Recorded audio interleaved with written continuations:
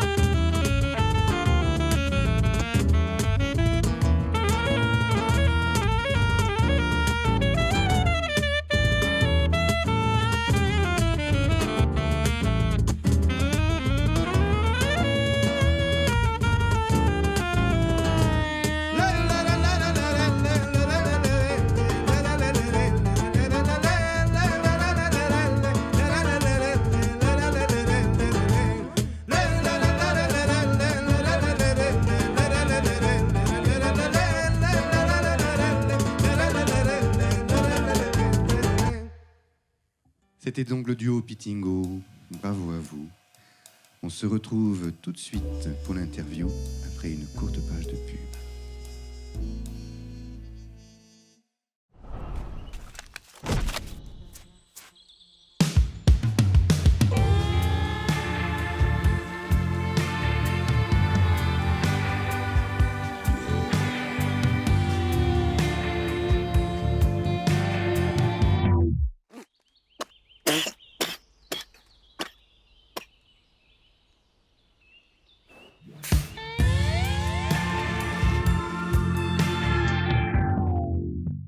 On se retrouve donc pour la séquence interview avec le duo Pitingo. Merci. Merci. Salut à vous. Alors Pitingo, ça veut dire quelque chose? Ça veut dire le bienheureux. Le bienheureux. Eh oui. En la lengua gitana. En langue gitane. José, t'es d'origine gitane? Oui. Et andalouse.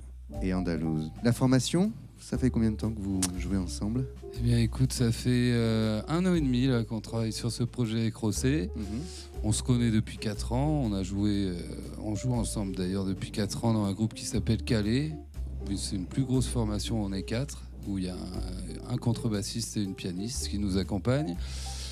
Et on a décidé de monter un duo parce qu'on avait besoin d'aller jouer, et notamment l'hiver, d'aller jouer dans des endroits plus petits, de faire pas forcément des grosses scènes. Et on avait envie de faire ça, d'avoir ce rapport avec les gens moins formel que les grandes scènes. Et voilà, donc je me suis mis à travailler beaucoup la guitare pour pouvoir accompagner mon ami Rossé. Et puis voilà, avec l'aide des pédales loop et tout ça, je peux passer d'un instrument à un autre et l'accompagner du mieux possible. Et la présence de la danseuse. Caro est là, elle fait partie d'une compagnie dont nous faisons partie aussi, et on lui a demandé de nous accompagner. Elle est là sur certains concerts, quand c'est possible, d'avoir un salaire en plus, tout simplement. Donc en fait, le duo Pitingo fait partie en quelque sorte d'une compagnie plus large. Tout à fait, qui s'appelle la compagnie Oya. Oya, oui. Qui a pour but de réunir un peu tous les arts. Elle réunit un calligraphiste par exemple, des danseuses. Il y a plusieurs spectacles et voilà, et le duo Pitingo l'a intégré. D'accord, maintenant qu'on se connaît, on va faire une petite pause pour regarder un court reportage sur une cause que vous défendez, qui est le droit des musiciens de rue. À tout de suite. Tout ça bien.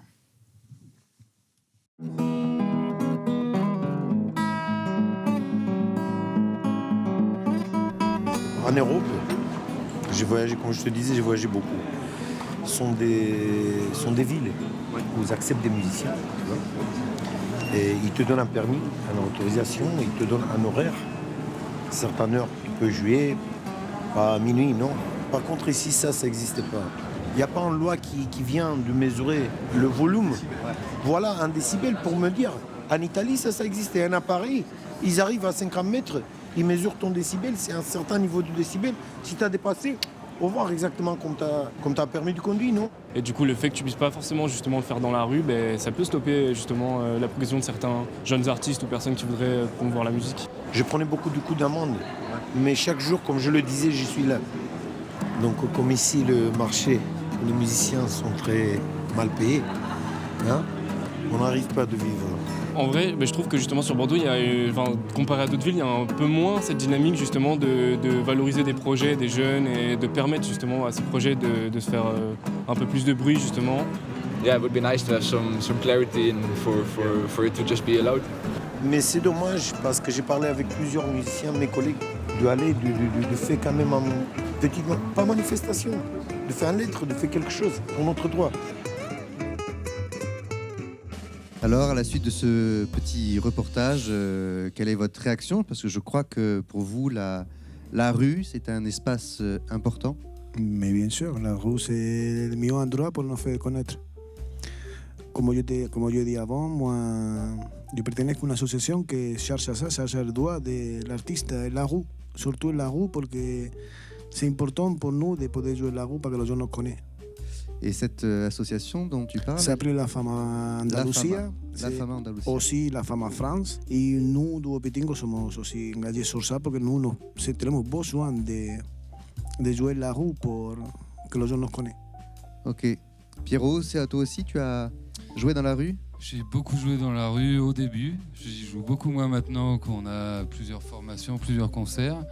Mais j'ai beaucoup appris dans la rue. J'ai appris à jouer devant les gens, tout simplement, devant n'importe quel gens, pas des gens venus nous voir, mais des gens qui passaient par là et qui pouvaient venir de n'importe où, mais qui pouvaient apprécier notre musique.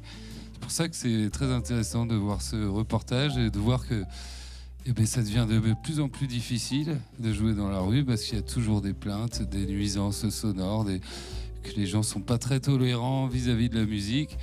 Et voilà, je pense que c'est important qu'on puisse toujours laisser place libre à n'importe quelle forme d'art. Je préfère voir une ville comme ça vivante qu'une ville où tout est interdit. Voilà, tout simplement. J'entends le message, je crois qu'il est passé, je crois qu'il est important. Voilà. C'est important. Bravo à vous, merci le duo Pitingo. Merci. Je vous souhaite une bonne suite. C'est la fin de ce magazine Contretemps, votre magazine culturel. À très bientôt.